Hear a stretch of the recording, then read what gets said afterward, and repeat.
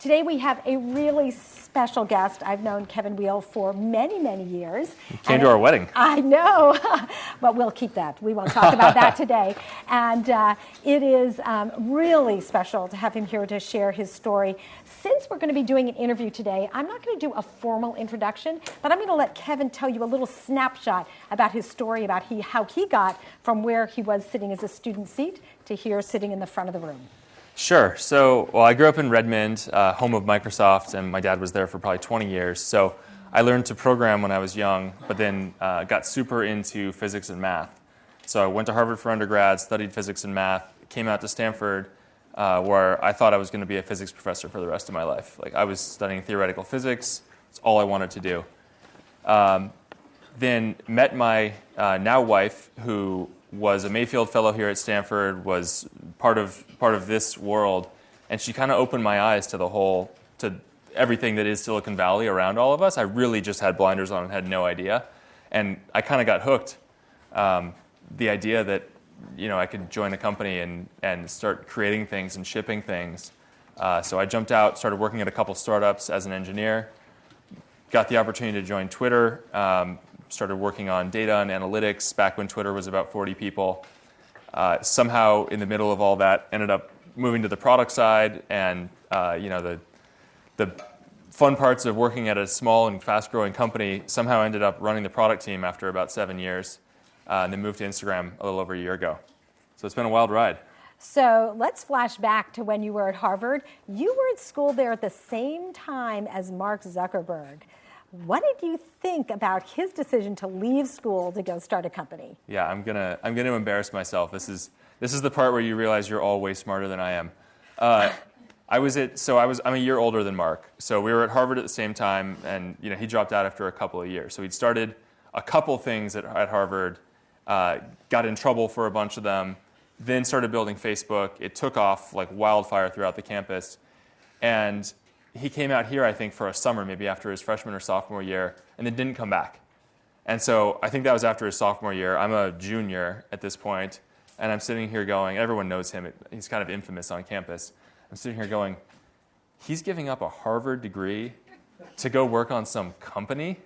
What an idiot. As I went and continued and got my degree, and now 12 years later, I'm working for him. So. Well, yes, but let's think about it. You then came here for your PhD, and you left your PhD program to go into industry. How hard was that decision? Why don't you talk about that calculus? Yeah, it was a weird decision, actually, to be honest, because I was so invested in, I was studying theoretical physics. I wanted to be a physics professor because, what else do you do with a theoretical physics degree? And then I met my wife, Elizabeth, who was, very much, she had paid her way through college, basically working at startups. And it kind of just opened my eyes to this whole new world where in physics, especially in theoretical physics, you're lucky if you make a contribution over a lifetime. And it's fascinating, and the contributions are fundamental when they're made, and they advance human knowledge and all sorts of amazing things. But then I got this taste of or I could go to a company, and between 9 and 5, I could ship something to millions of people. And I could, create. And I just got hooked. And it was I passed my quals, got my master's degree, felt like I had done just enough, and went and joined the workforce. I actually joined a company called Tropos Networks. Does anybody remember Tropos Networks? Nobody in the room. Oh, wow, nobody. It's all right. It's all right.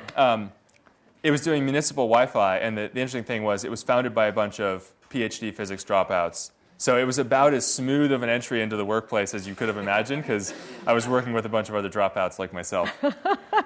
Great. Well, then when you joined Twitter, there were only 40 people. I'd love to know about your decision to do that, and also how your role changed as the company grew. Yeah, my job before Twitter, I started working on this technology called Hadoop. People are probably familiar with Hadoop. A few more hands than Tropos, maybe? All right. Anyways, sort of big data stuff. And I'd seen this, it was back in maybe 2007. It was early.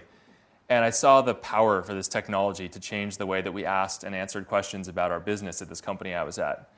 And I got the opportunity to go to Twitter and start the analytics team. So at the time, I was the first engineer who wasn't carrying a pager. And you remember Twitter back in 2009. It was up and down. We were growing like mad, and the service was constantly having scaling issues.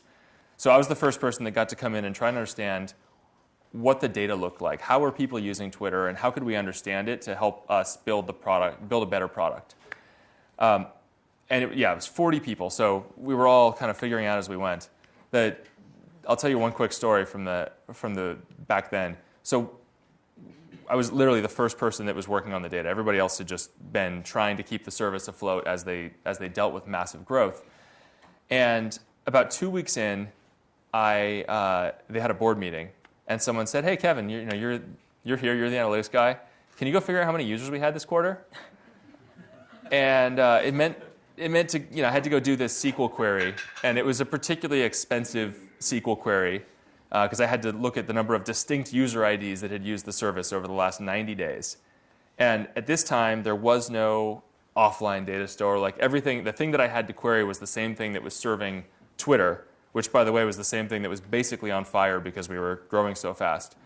So I had to come into work at 3 a.m., which was as off-peak, as low usage as a time as we had, and do this SQL query and watch the rest of the servers across Twitter and make sure that I wasn't delaying them too much as I did this query to get data for this. So that's kind of where Twitter was, and that's where you are as a company of 40 people trying to grow really fast. But the exciting thing is there was so much opportunity as we grew. We went from 40 to about 4,000 while I was at Twitter.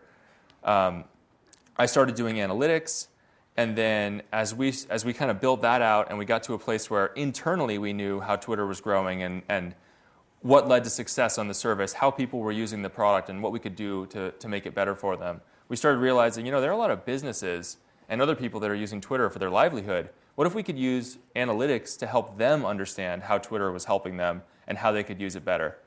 So we started working on that. It was just me and two other engineers, and these two guys were far better engineers than I ever was. So as we started thinking, well, we're building a product for other people, we should probably go ask them if we're on the right track. One of us had to not be writing code for a little while to go ask the potential customers. And they were so much better than I was at what we were doing. It was way better that I took some time off than they did. So I started doing this and going out and talking to customers, trying to understand, if what we were building made sense for them. And that was kind of the first point where I transitioned a little bit from being an engineer into being more of a product manager. And I was still writing code, but doing some of that. And over time, I started doing more of the product management, less of the engineering, and eventually became a product manager. That product turned into our ads product. As we started thinking about building products for businesses, one of the other things they want to do is they want to get more reach. They want to use the service to reach potential customers. So that turned into our ad product. And I didn't know anything about ads, but I was the guy that was there. So there was an opportunity to start working on that. And then I was fortunate to get to grow with that product and that team as it grew. So that we took that product from $0 in revenue to about $2 billion in revenue over 4 or 5 years. And I got to grow with the team as it grew.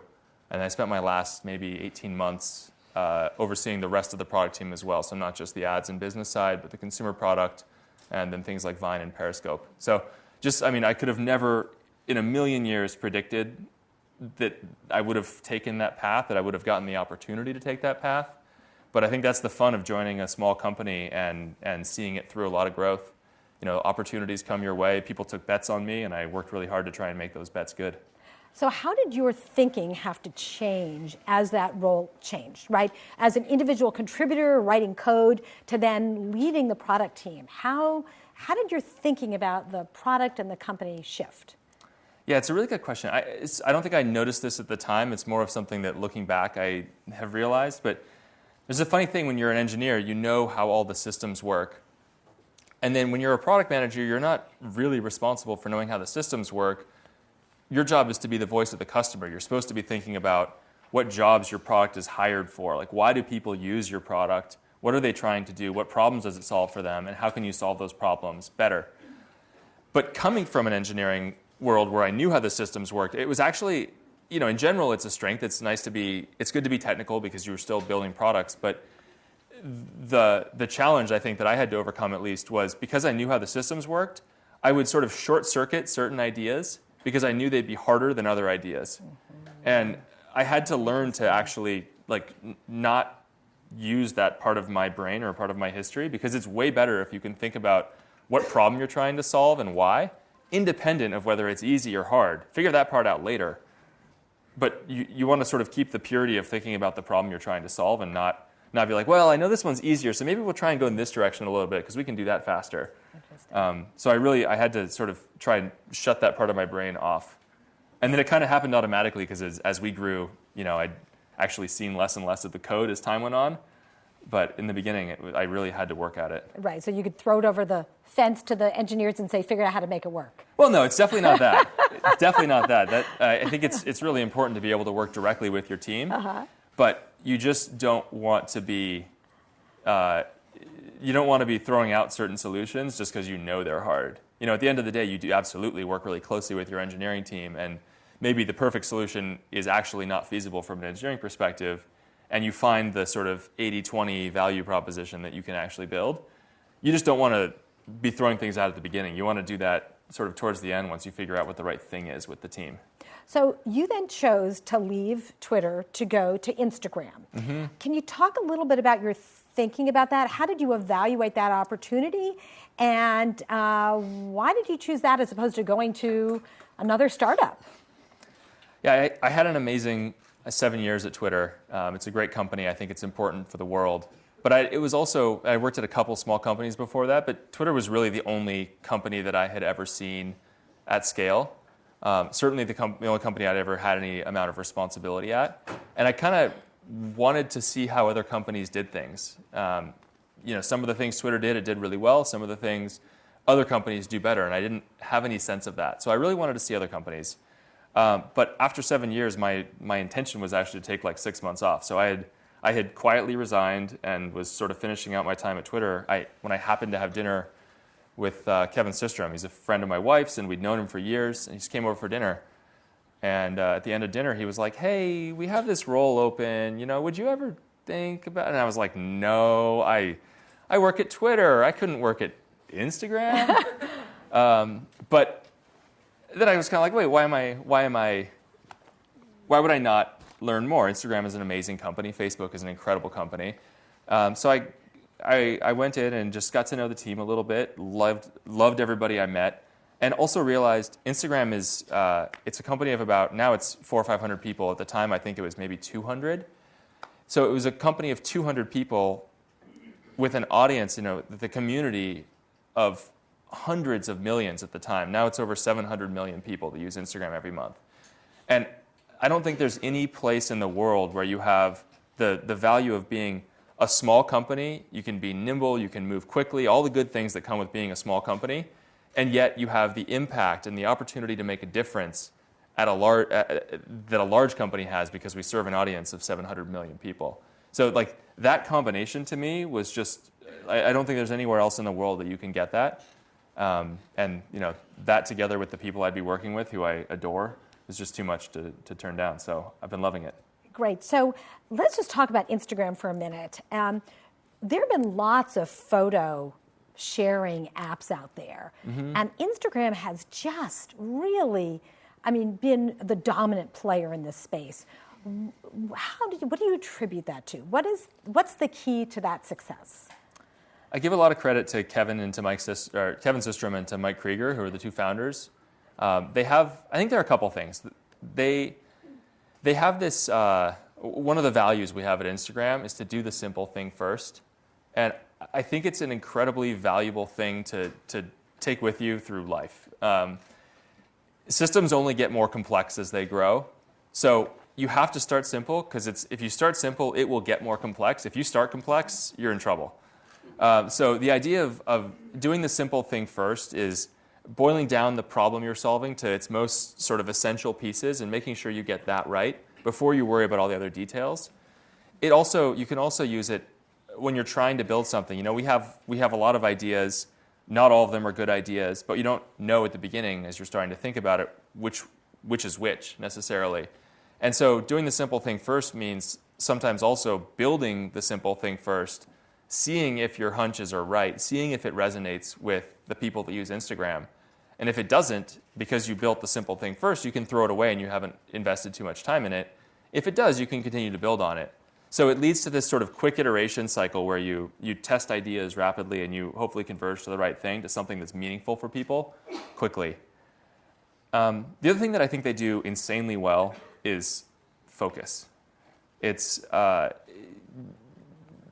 Kevin and Mike are very good at saying no to things, and sort of through their modeling of this, Instagram is very good at saying no to things. So there are so many opportunities that we say no to because we're trying to focus. We're trying to do fewer things really well. There's the CEO of Under Armour has this. There's a story that I love. You know, Under Armour started out as a small company. They're now a competitor to Nike, so they're doing shoes. They do everything, right? In his office, there's a whiteboard, and there's a million things written all over it. But in the center, surrounded by a bunch of empty space, it says, "Remember to sell T-shirts."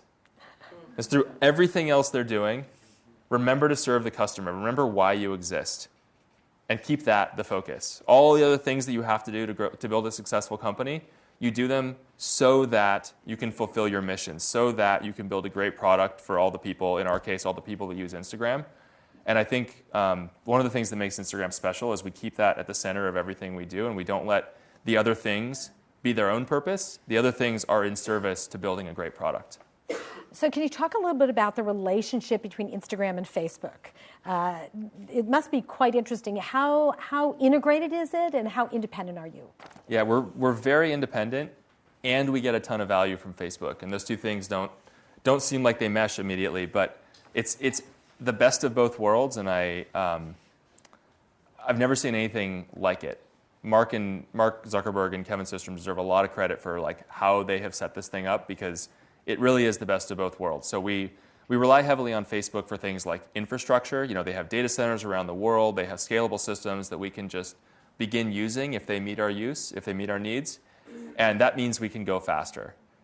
We leverage their sales team. So if you're an advertiser, you can use the same interfaces you're already using to advertise on Facebook to advertise on Instagram. If we need business development contacts around the world, Facebook has teams around the world that we're able to use. And so we get all of that value. But then from a product standpoint, in terms of what we build, in terms of how we evolve Instagram, we're totally independent. So we do what's right for the Instagram community. Facebook does what's right for the Facebook community. And as a result, we get to be this tiny company that has, superpowers from being a part of Facebook, but we get to move fast and build what's right for our product, which is not always the same as what's right for Facebook or for WhatsApp or for Oculus or the other things that are a part of overall Facebook. So it works really well. It isn't obvious. Like sometimes you end up doing the same things, sometimes you end up doing different things. And in the same way that somebody else within Facebook wouldn't tell us, oh no, we're building that, you can't build it, we don't tell anyone else that either. So we work pretty independently, but we look for ways that we can help each other if there are opportunities. So you talked about focus, but of course you have to keep innovating. So where do ideas come from? Do they come from inside? Do they come from customers? Do they come from looking at the competitive landscape? Where do ideas come from, and how do you then evaluate them? It's a great question. I don't know that there's a formula for it. My personal belief, good ideas come from everywhere. Then that means good ideas come from folks internal to Instagram. Good ideas also come from folks outside of Instagram. There are a whole lot more smart people outside of Instagram than there are inside, right? So good ideas come from everywhere. We try and do a lot of research. We try and actually, sit down and talk with people and understand why they're using Instagram and how we could build a better product for them. We also are looking at data all the time to try to see what sort of latent trends there are and what people are showing us that they want to do. And we have a sense of what we want Instagram to become. And we think a lot about how Instagram strengthens relationships through shared experiences. So you're closer to people in your life, to people that you know, to your friends, because of Instagram.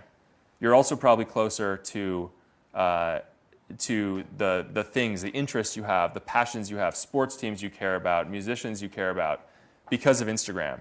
You're seeing what they're doing in their life through the Instagram feed. You're watching their Instagram stories. You join them when they go live. Like, you're closer to the people in your life because of Instagram. And so internally, we think about how we can build products that continue to strengthen relationships with the people and the things you care about. So can you talk a little bit about experimentation? So let's say an idea comes in, you think it's kind of good. What happens, and when do you know if it works or if it doesn't work? And what do you do if it's not working? Well, you don't see the ones that don't work for the most part. Maybe 1% of you do for a period of time, and then... Can you give an example? I mean, just maybe that would be helpful. Gosh, an example. I mean, we try so many things. Like, we're probably running 50 experiments right now, and they are everything from bigger things that, like, some things that are successful that you'll see launch in the coming days and weeks, to algorithm changes and smaller things that may be totally behind the scenes, but that change, like, what surfaces to you on Instagram and how things are ranked and how we prioritize what you see and, like, who you could follow. So it's across the board. I think one of the things that really does separate Facebook and Instagram is the speed at which we can experiment, the tooling around it. Everybody can launch their own experiment. It doesn't take, nobody has to go, ask me or ask Kevin Systrom if they can do an experiment. If it's very user-facing, of course we think about the impact it'll have. But most experiments are smaller. If you're testing changes to the new user flow, for example, does changing the order of these things or does asking these questions in a different way help people understand what Instagram is and become successful users faster? People can just launch experiments like that at all times, and then data automatically gets tabulated, and without anybody doing work, you can see which experiments make meaningful differences in our metrics, and it happens very quickly. And so lots of small learnings like that add up, and 1% here, 1% there, 1% here, a few times a week, suddenly over the course of a quarter, you're 40% better than when you started. And I think it really is meaningful. Like, press writes about big product launches, and those things are very important. But I think what people miss is the daily, just like getting a little bit better every single day that Facebook and Instagram are better at than anybody I've ever seen. That's terrific. So I know that the product is used quite differently in different parts of the world. How does that affect your product design and development? And is the product actually different if you go to different places around the globe? Yeah, it's one of the hardest parts of building a product from here in the U.S. Our audience is global. We have 700 million people around the world that use Instagram, and maybe 20-ish% of them are in the U.S. So 80% are outside the U.S. in a different country. A lot of those people are in very different circumstances. They, in many cases, I bet most people in this room have iPhones. The majority of people using Instagram have Android phones. We all live on good networks. There are a lot of people that use Instagram around the world on bad networks, on no networks. You need to think about things like downloading things while you're on Wi-Fi because you can't depend on a cellular connection. So there are very different sort of physical circumstances. There are also different social norms. People think about privacy very differently. You and I, maybe if we get a follower on Instagram, we're like, oh, cool, one more follower. There are people in the world who, when they get a follower, they think, why is that person follow? I don't know that person. Why? And so you have very, very different contexts around the world. We try and do a lot of research. We try and actually get out and talk to people all over the world as a way of getting a better sense of what their needs are and how they think about Instagram. We send product managers, researchers, designers, engineers to different places in the world because there's no substitute for actually getting out and talking to users. Is the product actually different in different regions, or is it the same product that you have to figure out how to sort of walk that narrow line between these different cultures? Fundamentally, it's the same product, but sort of in small ways it may act differently. It may emphasize different things. But there's not a different tab in a different country or anything like that. It's nothing hugely significant like that. Well, one thing that's always really interesting to me is about how organizations build a culture. And I'd like to get your take on what the culture is at Instagram and what sort of levers you use with your team to reinforce that. I think one of the great things about Instagram, like I talked about, one of the reasons I joined was the size. Like, our PM team is now 30 people, and we all fit in one room. And so a big part of it for me is building a team that feels like family, where we all know each other. We all know each other well. We have a lot of trust in each other. Part of that means being comfortable enough to give each other hard feedback as well, to be able to say what you authentically think. Because when you can do that, it builds trust and it brings everybody closer.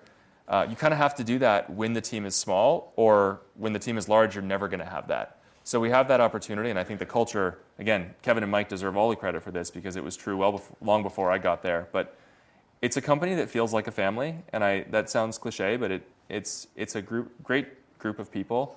And it's a group of people that I think are really motivated by the mission of bringing people closer together around the world. So in a few minutes, I'm going to open up to questions from the audience. I've got a few more questions here, but you can start thinking about the really hard questions you can ask Kevin. So I want to talk about your personal life. You have a lot going on. You are an ultra marathon runner. You've got 3 little kids, a 2.5-year-old and 6-month-old twins. How do you balance all of that? I mean, that sounds pretty complicated. You've got a big job and you have a lot of other things going on outside of work. I mean, balance is a very generous term for what we do. Do you sleep? Not much. That's mostly what we sacrifice. No, I mean, my wife Elizabeth talks a lot about having something, like a handful of things in your life that are non-negotiable, that you're going to stick to no matter what because they're important to you and to who you are. For both of us, fortunately, running is one of those things. So it's just I need my morning run every day to sort of level set, and no matter how little sleep I've gotten, if I get a run in, I'm good for the day. And so the morning is spending time with kids and getting a run in. Then we both go to work. Thank goodness we have an incredible nanny who we deeply trust and who's wonderful with our kids. And then you get home and it's insanity for like 2 or 3 hours. You're all welcome to come over and witness it anytime. We'll take any help we can get. Trying to get 3 kids fed and to bed and all of that. So life is insane basically from like 6 to 9. And then we either try and spend a little time with each other or go back to work, kind of depending on the day. So being a long-distance runner, has that training been helpful for you at all in thinking about what you do in an entrepreneurial environment? Is that a metaphor in some way that you can apply? It's interesting. I think, let's see. So I like running long races, 50Ks, 50 miles, things like that. And there's not a lot of tricks to running a 50-mile race. You kind of start running, and you just keep running. And you go through some ups and downs. You go through some periods where you feel good. You go through some periods where you feel bad, but you just keep running. And that's actually the key to success. I think there is some analogy in this, which is like, every company has ups and downs. Every product you work on has ups and downs. Every class you take, everything you do has ups and downs. I think people underestimate the value of just fighting through it, and staying determined, staying the course, and coming out the other side stronger. I said one of the things that I think Facebook and Instagram are good at that people don't recognize is getting a little bit better every single day. And that comes in training for races and stuff as well, right? You put in your 10 miles at 5 a.m. when no one else is out on the roads, and you get a little bit better. And maybe nobody sees it, but you get a little bit better. I think that's very true of your work in companies. It's easy to get discouraged or to sort of ride the ups and downs too much, but you stay focused on getting just a little bit better every single day. And you may not notice it from Monday to Tuesday to Wednesday to Thursday, but you definitely notice it from 2016 to 2017 to 2018. Great. So let's flash back to when you were a student. Imagine, it's not that long ago. When were you in graduate school? It's here? Longer than I realized. No, is it? Grad school? 10 or 11 years? I was going to say 10 years. It's only 10 years ago when you were sitting in this room listening to talks, right? Mm-hmm. And what do you wish you had learned then that would have made things easier, essentially helped you in ways that you wish you had known then? this is maybe personal. This is my own answer to this question, but people are everything. No one actually creates anything in a vacuum. No one actually does anything on their own. Everything that you accomplish with teams. And success is surrounding yourself with other great people who are smarter than you, who push you, who are better than you at lots of things. I think, academically maybe I realized that, but you don't, now we've lived it for 10 or 11 years. Like everything you accomplish, you do because you're surrounded by great people. So finding ways to surround yourself by the best people you possibly can, the smartest people, the people that push you to be better, is probably the best thing you can do.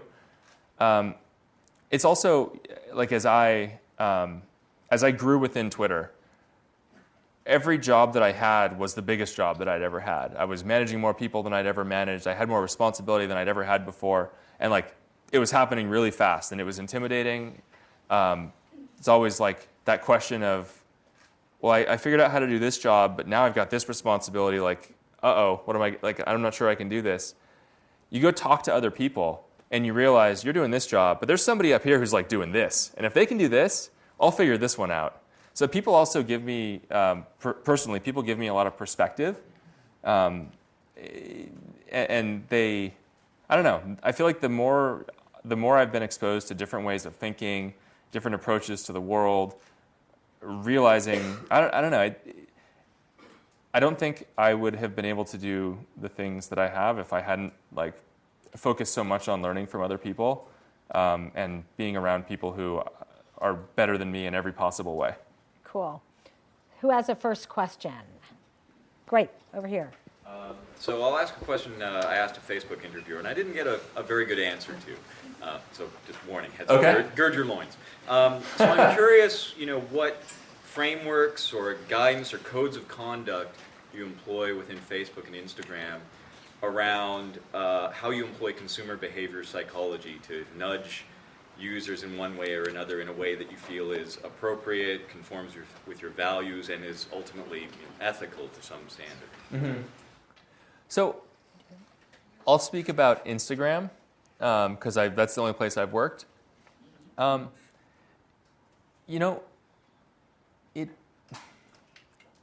It's a good question. I'm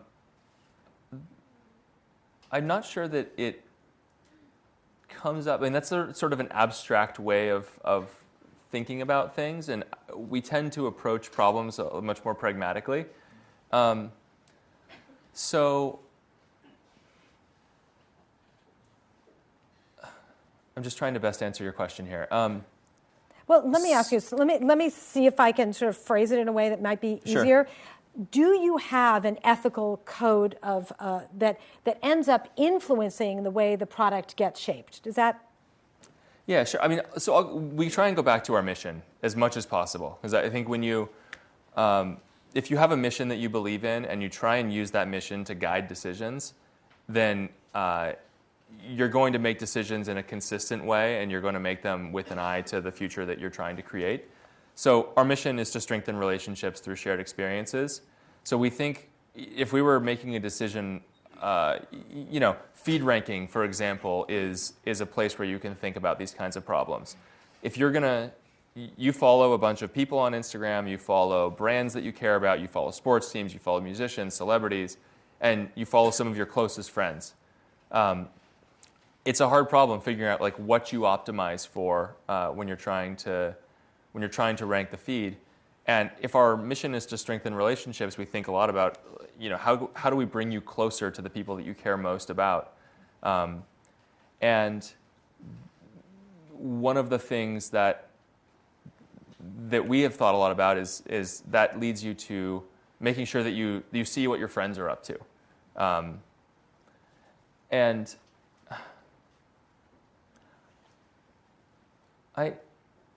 I'm trying to give a good answer to your question. I'm not going to say it doesn't. I guess I haven't felt the tension at Instagram that maybe you're referencing. Instagram, we're trying to create a product where you feel safe, where you feel comfortable, where you don't face harassment and abuse. A product that makes you happy. because it shows you great experiences that your friends are having, or that people or products that you care about, brands that you care about, athletes that you care about, experiences that they're having. So it's a really good question. I'm not sure my answer is very satisfactory, but I'll just say like we haven't felt that tension, I guess, in everyday life. And when it comes to running experiments, we only run experiments that we think we would ship. So we don't tend to do at Instagram sort of abstract learning experiments of maybe of the kind you're referencing. We try and run experiments around things that we actually think make Instagram fundamentally better for the people that use it. Great. More questions? Yeah, thank you. Yes. Yeah, could you talk a little bit about the decision making behind introducing Instagram's stories? Yeah. So I want to repeat the question. So the question is, talk about the process of decision making around introducing Instagram stories. Will you give me license to talk for like 4 or 5 minutes about this? Because I think the backstory is really interesting. So the tension in the question is, you've got Snapchat, which has a stories product, and here's where we were about a year ago. Instagram was a product for your highlights. It started out, if you go back to the very beginning of Instagram, as a place where you would share anything. You share all the moments of your life. But as the community grew, more and more people join Instagram, more and more people follow you. You start to feel like, well, the last thing I posted got 30 likes. Is this one going to get 30 likes? I don't know. Maybe I just won't post. And the quality bar that was required to post on Instagram kept going up. People's self-imposed quality bar kept going up. And it meant that Instagram became a place not for all of your moments, but for your highlights, for the absolute best things that happened in your life. And that means it was a great product to consume, because what you were seeing was literally some of the greatest things that were going on in your friends' lives. But how many highlights do you have in a week? 2, 3? It doesn't happen all the time. So a product that's just for your highlights, that wasn't what we set out to become.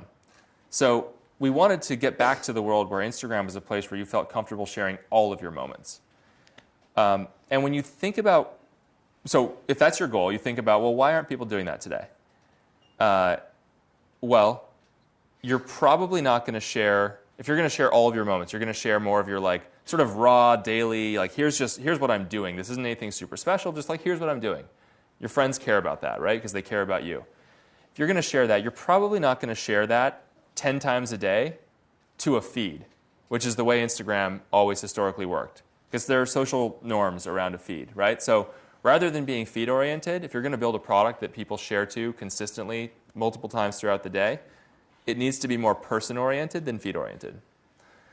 Another reason that people don't share all the time is that the quality bar, is this going to be good enough? This thing just happened to me, I kind of want to share it, but last time I got 100 likes, am I going to get 100 likes on this? I'm just not going to share that. So people self-censor because the feedback is public. They know they don't want to post something that gets 50 likes when their last one got 100. So if you want people to feel comfortable sharing all the time, you don't want public feedback, you want private feedback. And then the other thing is people's Instagram profiles are sacred to them. It's a representation of who they are. You can go to someone's Instagram profile and get a sense of who they are, how they represent themselves, what their life is like. And so if you want them to share 10 times a day, rather than it being permanently posted to your profile forever, you probably want ephemerality. Because again, it frees you up to feel comfortable posting more. So you end up in this world where you want a person-oriented format, you want private feedback, and you want ephemerality. And so this was sort of the logic that we went through. And as we got to this place, we were like, oh, you put those 3 things together, that's a Snapchat story. Oh, that's why the Snapchat story format is so powerful. It has those things, and they work together to make you feel comfortable sharing all these moments in your life. And when we realized that, we were like, yeah, we feel like this is a valuable thing to exist on Instagram. We don't need to. There's no reason to call it a different name. We don't need to give it a different label. It is a story, and because stories, we felt like it was going to be a format that people adopted in the same way that a mobile feed didn't used to be a thing and a hashtag didn't used to be a thing, and now you see them everywhere across lots of products. Snapchat was the first to create the story format, and more power to them. They did a fantastic job. But we felt like it was a format that was going to be powerful in a lot of different products. And so we adopted it. And it's been the fastest growing product I think I've ever seen. We went from 0 to 200 million people using it every single day in about 8 months. Wow. Great. Does that make sense? Yes, back there. Looking back on your path, coming from a Harvard undergrad with a concentration in physics, and then coming out to Stanford to continue further research in physics, and then kind of getting the tech buzz or the energy that's part of Silicon Valley, and deciding to throw all that away or put that on hold and jump into the tech business. What advice do you have for kind of the undergrads in the room, the young entrepreneurs who are very excited about the energy, but also really want to focus on their studies and become experts in a given field? So the question is about the tension between being a student and really excelling at that versus looking at opportunities outside an industry, and when do you decide to jump ship to go and pursue that opportunity? Yeah, I think just if you keep sort of following your nose and doing the things that are exciting to you, good things are going to happen. So, if you're really into CS, like go deep on CS, and that will only yield good things. If you're really into entrepreneurship, like you are at the best place in the world to understand entrepreneurship. People start companies at the same time as they're going to school. Like you can learn so much from this environment. And I talked a lot about surrounding yourself with good people. I mean, look at this place. You are surrounded by some of the best people in the world. Learn from them. Take every advantage of it. There's something really magical about being at an institution like Stanford. I miss it. In a lot of ways, I wish I could come back maybe someday. You're welcome anytime. Oh, thank you. So I think you can learn so much about anything you want to learn about while you're at Stanford. Whether it's entrepreneurship or going deep in CS or like studying Russian lit because like you're never going to get to study Russian lit ever again, so why not? I don't know. I think you can sort of do all the things while you're here, and you should take advantage of it and do that. Nina. Hi. So I have pretty much exactly the same educational background as you, and I am so impressed by my peers at school, but I find that teamwork is somehow not good, even though there's group projects. Not as effective, or some people slack off, even though the students are all independently really brilliant. And you spoke about teamwork being the way that you succeed in the real world. I was wondering if you have any thoughts on how we could bring this like startup teamwork model or companies teamwork model into the classroom where we could actually benefit a lot more out of these group projects. Yeah. So the question is, how do you really prepare students to be great team players in companies, and how do you bring the culture of teamwork in companies into classroom settings? I wonder if part of it is motivation. I think the best companies have a mission that inspires people, and everybody comes in to work hard and fights through the hard parts of a startup and the great parts of a startup because they believe in the mission. That's certainly been true of the best companies I've ever worked at.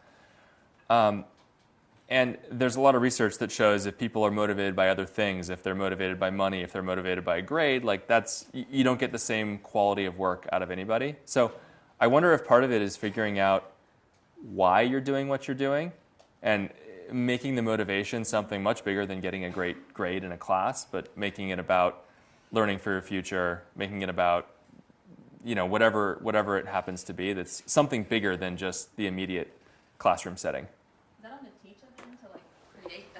In the classroom, though? I wouldn't put it only on the teacher. The question was, is it on the teacher? And I think maybe great teachers can start to do that, but if that's not happening or if it doesn't resonate with everyone, then great students can do it as well. Tap into your internal motivation. Yeah. Great. Super. So what advice would you give to a startup in terms of organizing the company? And here I'm talking about how you mentioned that everybody could experiment. It's not going through any kind of hierarchy, leadership teams and things. So are there good advice is it just going to be a flat structure? Or? So I guess the question is, how might you organize a startup to inspire this type of innovation? Yeah. I don't know that there is a single answer to that. I think it naturally changes as you grow. The way you organize a 5-person startup is very different than the way you organize and operate a 50-person is very different than the way we organize and operate Instagram today at 400 or 500. Kind of every time you double, things change, and by the time you've 10x, like things definitely are different. So I think it's natural when you're really small to be a lot more founder-led, where things do go through the founder. You don't have the bandwidth if you're 6 people to have people running different experiments and other things. You want to have a very, very crystal clear goal and operate entirely around that, like trying to find product market fit. I think it becomes different once you've found product market fit and you're growing and trying to scale. It starts to become more and more important for the mission not to just be in the founder's head, but for the mission to be something that everybody can repeat. For the most important, like you should be able to go around to your company as it scales and ask anybody, what are the 3 most important things we're working on?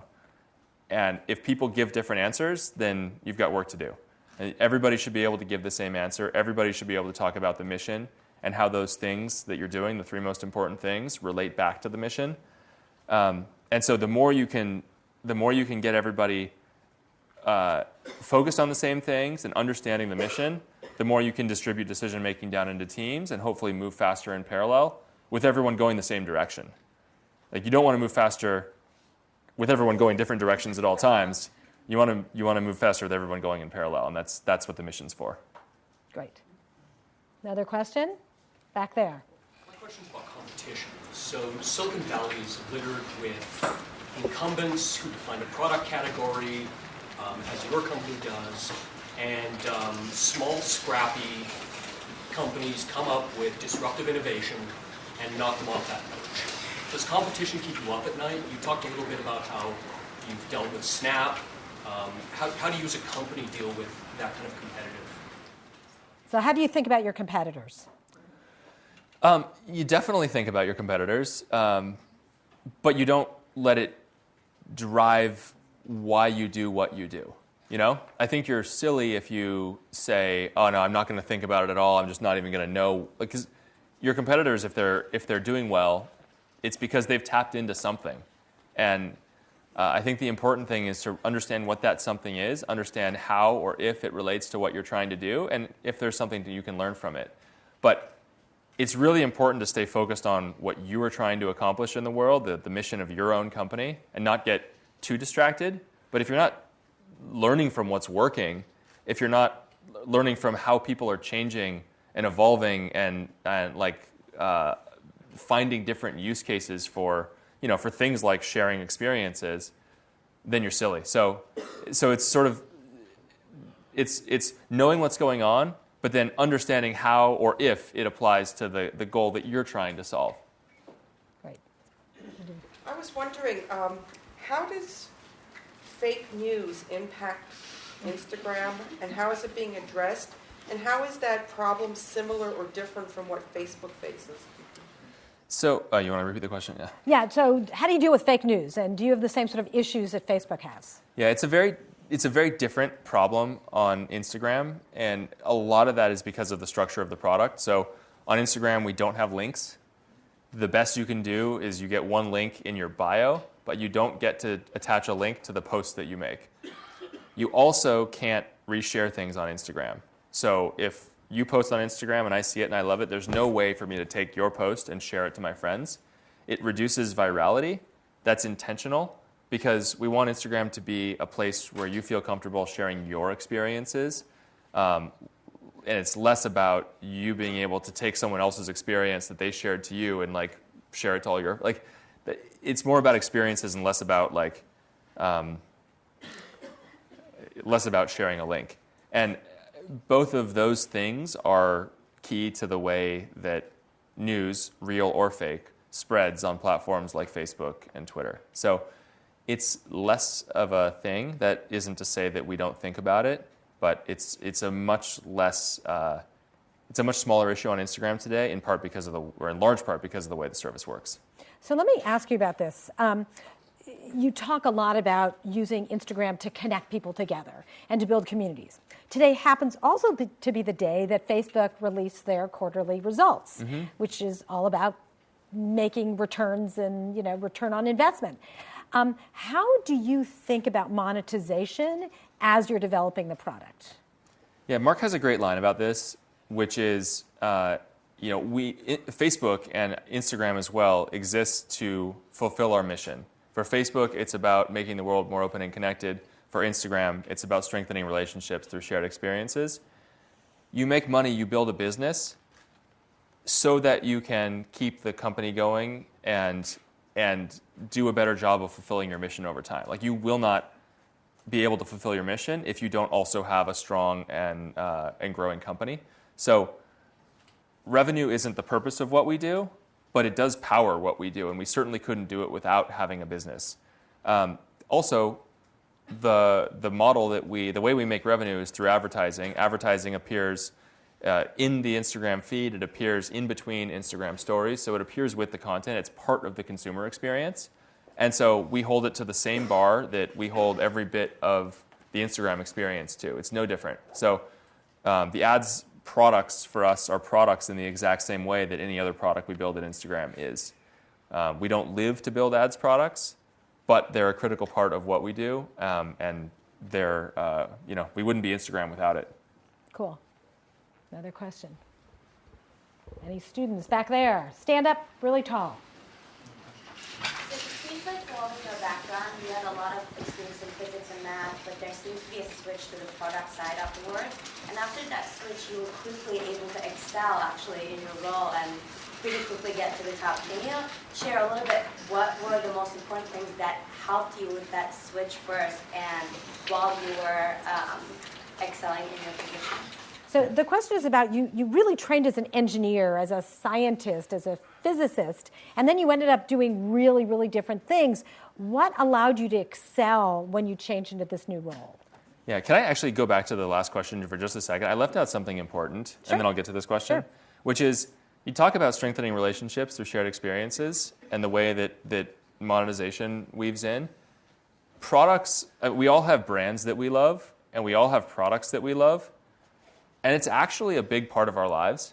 And so I think the thing that I left out is realizing that Instagram wouldn't actually be complete if we didn't give businesses an opportunity to reach out to the people that care about them, the people that use their products and love their products. And so, for us, revenue advertising at its best is introducing you to brands and products that you love, that you buy, that make your life better. And that's the sort of the ideal that we strive for, and that's also the way that incentives get aligned. Like, we want advertising content to be great content. Advertisers want to create great content because that's what leads to consumers ultimately buying their products, and because we want Instagram to be a great experience itself. Like, all these things weave together, and if we do it right, the incentives are totally aligned, and we can make ads that are also a great product. I think it's an important, when you think about finding a business model for the startup that you work in, whatever you're working on, you want to find ways to align the incentives of your varying customers, because if they're mismatched, you're going to run into problems down the road. And advertising is a great business model because the incentives between the people who use Instagram and the advertisers who want to reach those users are actually aligned. Users want to see great content, and advertisers want to reach the people that love them, that buy their products. Cool. So, great. Yeah, back to the other question. So let's see. The switch, you asked first about switching from engineering into product. It wasn't so purposeful. Like, it was kind of accidental. It was a thing that's, and this will be the metaphor for the answer to your entire question, actually. The fun thing about being at a company that's growing quickly is you kind of don't know all the things you're going to need until you run into them, and then there are always way more things to do than there are people to do them in a growing company, and that means that it leaves a lot of opportunities for people who want to dig a little bit deeper, who want to try something new, who want to look for another opportunity to do that. So, for me, somebody needed to go out and talk to the businesses that we were building for as we were starting to think about building analytics products at Twitter. And I volunteered. It seemed interesting. And anyways, the rest of my team were better engineers than I was. So I felt like I was maximizing productivity by doing it too. And then as we grew, and as that product turned into our advertising business, and that team grew and grew, I didn't always, it wasn't a linear path. At various points, there were managers that were brought in above me, and sometimes that's disappointing, but you also look to see, like, what can you learn from each of the people that you work with? What do they do better than you do? And, like, how can you understand that? How can you make yourself better so that when the time comes and you get another opportunity, you're ready to take it? And so, I was lucky that the business kept growing, which meant there were more opportunities. Sort of every few months, there were new opportunities. And like I said, I had a few people that took bets on me, and I worked really hard to make sure that I made those bets good ones. Great. Yes. Hi. So one of the things that you talked about during your discussion was like Instagram's strength lies in its ability to stay focused. But at the same time, like, how do you say no to ideas in a way that doesn't discourage employees from continuing to, like, give out ideas? And then, like, my second question is, like, kind of related to what you said earlier about how, like, everyone in the company should know what the 3 most important things are on the mission of the company. But as you scale your company, how do you make sure that you're communicating those values properly? So there are 2 questions. One has to do with, if you've got a culture of being really, really focused, how do you not discourage people when you say no to their ideas? Mm-hmm. And then we'll get to the next question. Yeah, well, it's. I mean, we all are users of the product too. So people come forward with great ideas that we just can't quite get to yet, and we're right there with them. They're like, I would love that. I wish that existed at Instagram. You're totally right. Instagram would be better for that. We just have to do these 3 things first because they are more impactful. They're going to be better for the community if we do.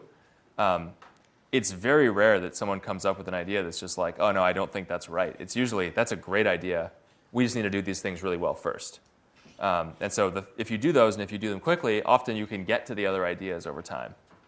So the second question had to do with, how do you actually communicate the values so that everybody in the organization is really marching in step? You say it over and over and over and over and over again. It's, none of us remember things the first time we hear them. So I think it's important to find different ways to remind people of, what our mission is as Instagram. Why are we here? Why do we do what we do? Why is that so important to the world? And also to like reference priorities as often as you can. If you listen to Mark and Cheryl, for example, when they talk about Facebook, if you go listen to the earnings call today, they'll get asked questions, and they do a fantastic job of saying, well, our mission is to make the world more open and connected, and they answer the question. And it's just like you do things like that remind people. It's not just giving an answer to the question; it's reminding you why you're here, and then that also usually helps you answer the question. If you think back to what is the mission often will help guide you towards the way you would answer the question. So I want to ask the last question. Okay. Obviously, you have had a really incredible career run in this 10 years since you've left school. What closing advice at this stage in your life would you give to the folks who are sitting in the room? Oh, man. Spring this one on me at the end. I think I would go back to what I said about people. And this is my own personal answer. It doesn't need to be your answer. But my favorite thing is being surrounded by people that are smarter than me, that push me to be better, that teach me, show me areas where I could be better, whose strengths complement my weaknesses. And I feel like the more I'm in rooms like that, the happier I am, the better things that we build, the bigger stuff that I get to be a part of. It's like, I think it's, I've learned that it both like makes me the happiest and leads to the biggest successes, I think. So surround yourself with amazing people that are better than you, people that are smarter than you, people that push you to be better. Fabulous. Thank you so much. Please join me in thanking Kevin. Thank you.